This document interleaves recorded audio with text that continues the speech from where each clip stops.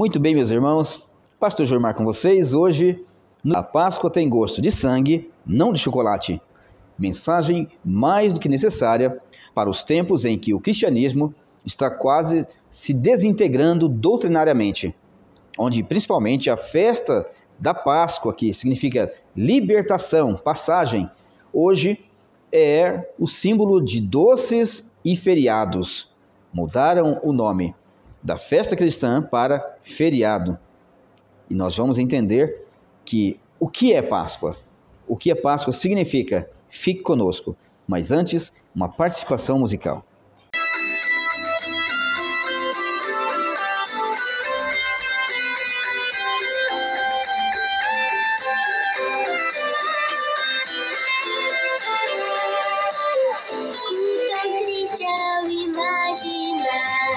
O mestre daquela cruz, imagem cruel, eu nem quero olhar.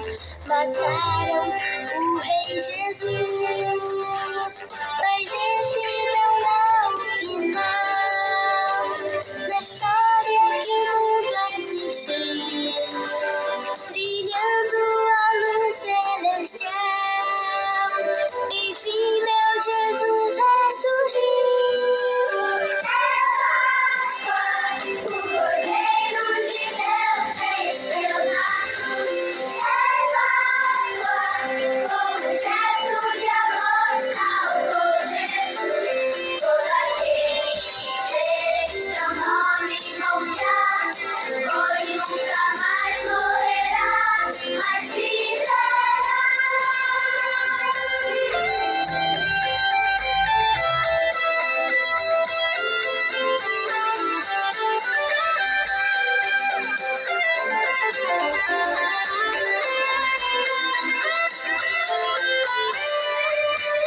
Fico feliz ao imaginar que a vida posso ganhar. Se eu escolher nele confiar e seu presente aceitar, é fácil, vamos festejar.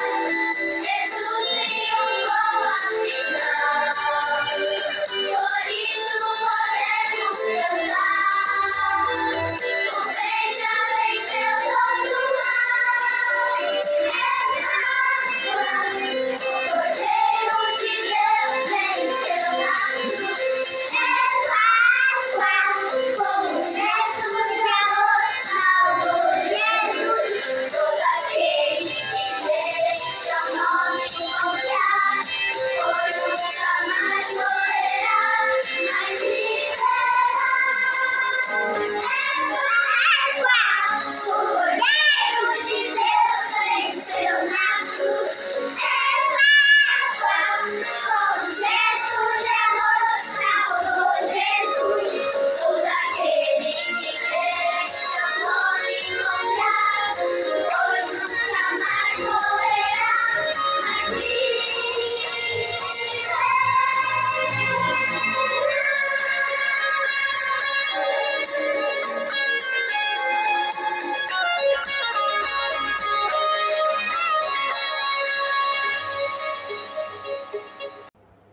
Excelente participação musical, excelente louvor ao Senhor e à sua obra. Meus irmãos, abrindo a sua Bíblia em Êxodo, capítulo 12, versos de 1 a 3, nós leremos. Está com sua Bíblia? E falou o Senhor a Moisés e a Arão na terra do Egito, dizendo: Este mesmo vos será o princípio dos meses, este vos será o primeiro dos meses do ano. Fala a toda a congregação de Israel, dizendo: Aos 10 deste mês, tome cada um para si um cordeiro, segundo as casas dos pais, um cordeiro para cada família. Então, na festa da Páscoa, era necessário ter um cordeiro, que serve de aliança, de expiação, para aqueles que vão estar sob o pacto. Mas não era qualquer cordeiro, e sim um cordeiro especial.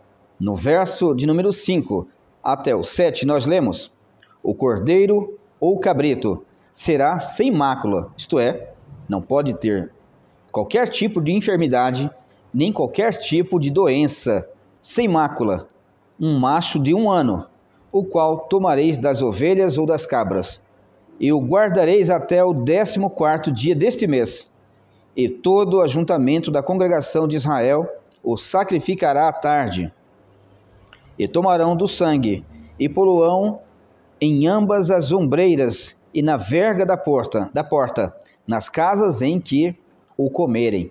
Então o cordeiro de 1 ano, macho, sem qualquer defeito, seria tomado no 14º dia do mês, que cai exatamente no mês de abril, na época deles, e então será sacrificado, imolado.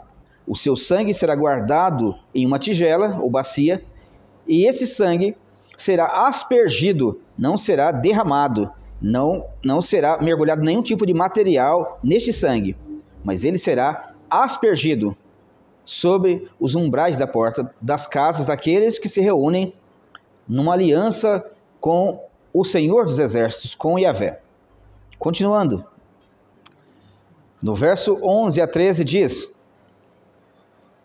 assim, pois, o comereis, os vossos lombos cingidos, os vossos sapatos nos pés e o vosso cajado na mão, e o comereis apressadamente. Esta é a Páscoa do Senhor. Veja, esta é a Páscoa. A Páscoa foi celebrada com o cordeiro, e o seu sangue foi passado nos umbrais da porta. Isto é a Páscoa do Antigo Testamento. Verso 12: e eu passarei pela terra do Egito esta noite, e ferirei todo o primogênito na terra do Egito, desde os homens até os animais, e em todos os deuses do Egito fareis juízos, eu, o Senhor. E aquele sangue vos será por sinal nas casas em que estiverdes. Vendo eu o sangue, passarei por cima de vós, e não haverá entre vós praga de mortandade, quando eu ferir a terra do Egito. Então, o Senhor ordenou que aqueles que têm uma aliança com ele se reunissem em casa para comer da carne assada daquele cordeiro. É bom lembrar que nenhum dos seus ossos poderia ser quebrado, mostrando que a estrutura da igreja não pode ser trincada, rachada ou ferida.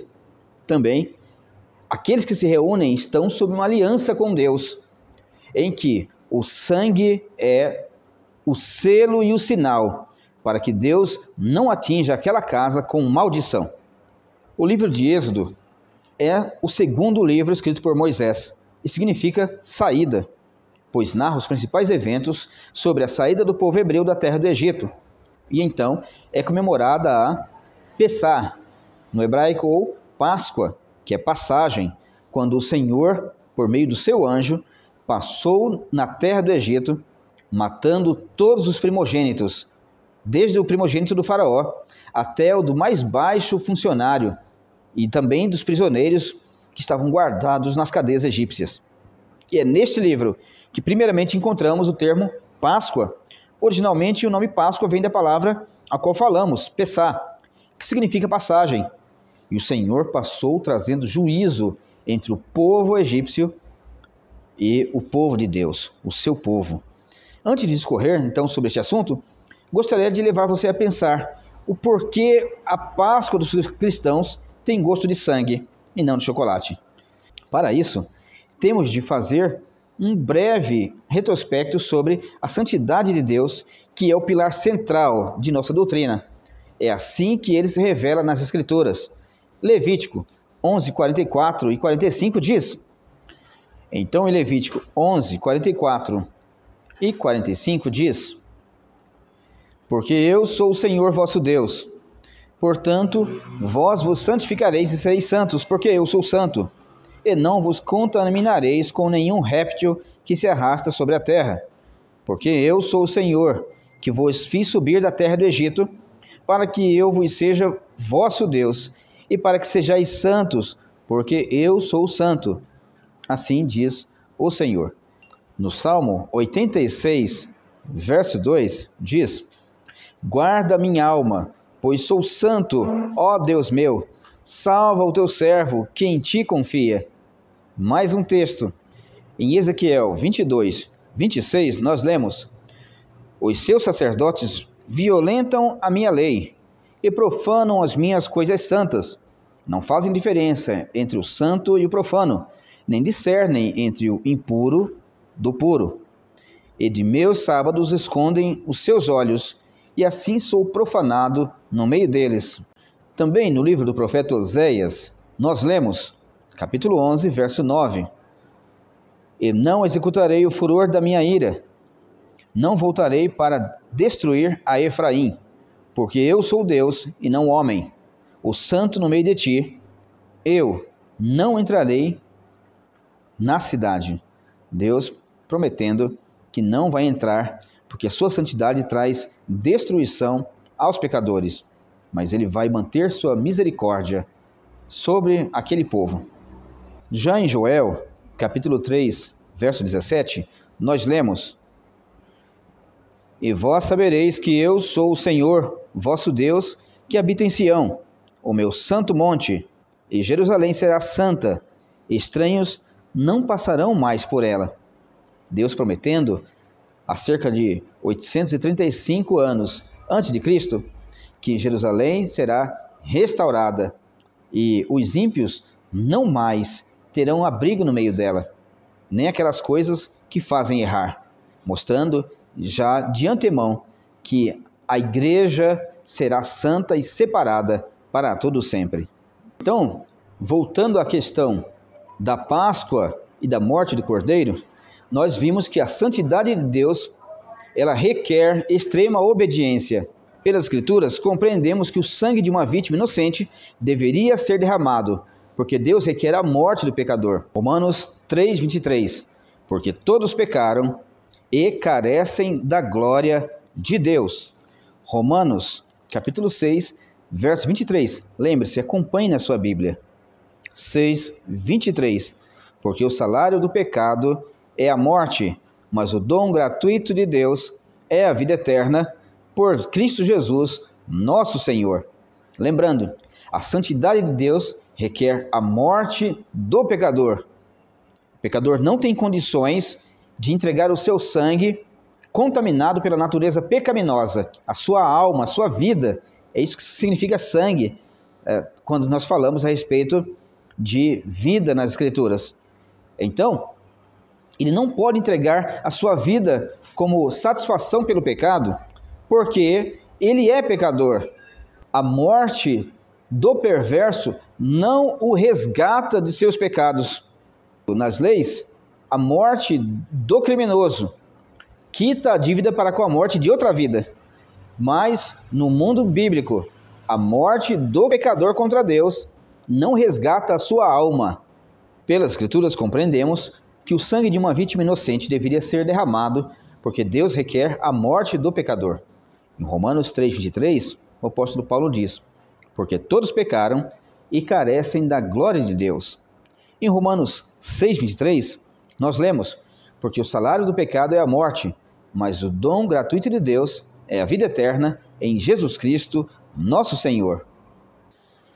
Uma vez que a vida está no sangue, Gênesis 9, 4, deixa eu te explicar.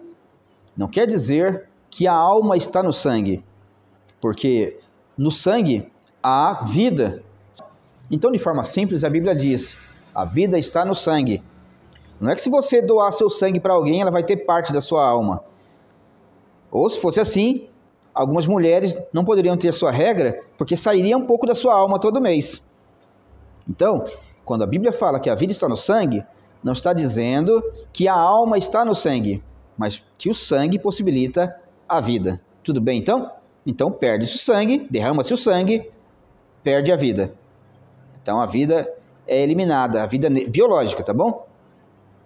Daí, eles terem aqueles sacrifícios conhecidos como ofertas expiatórias, onde o sangue era derramado, o sangue de uma vítima inocente. Não é o seu sangue, pecador.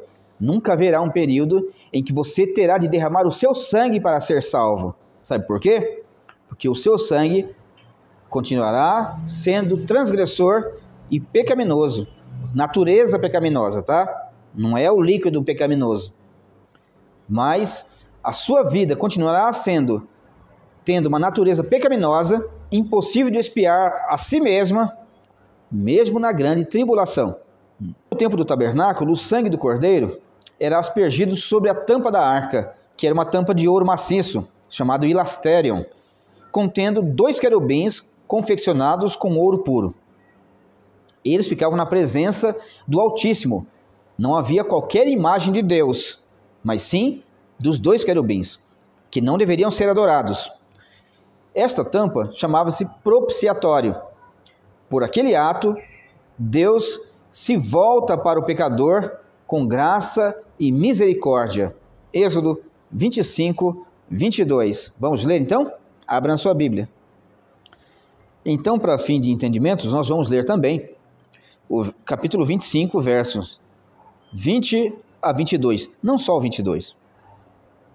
Os querubins estenderão as suas asas por cima, cobrindo com elas o propiciatório. Por que propiciatório? Porque ali naquele lugar simboliza que Deus, ao ver o sangue colocado sobre aquela tampa, ele se tornará propício, voltado a sua face para as pessoas que estão sendo representadas. Por isso, propiciatório, onde Deus se torna propício. As faces deles, uma de frente da outra. Um querubim de frente com o outro. As faces deles, uma de frente com a outra. 2 querubins estarão voltadas para o propiciatório. Verso 21.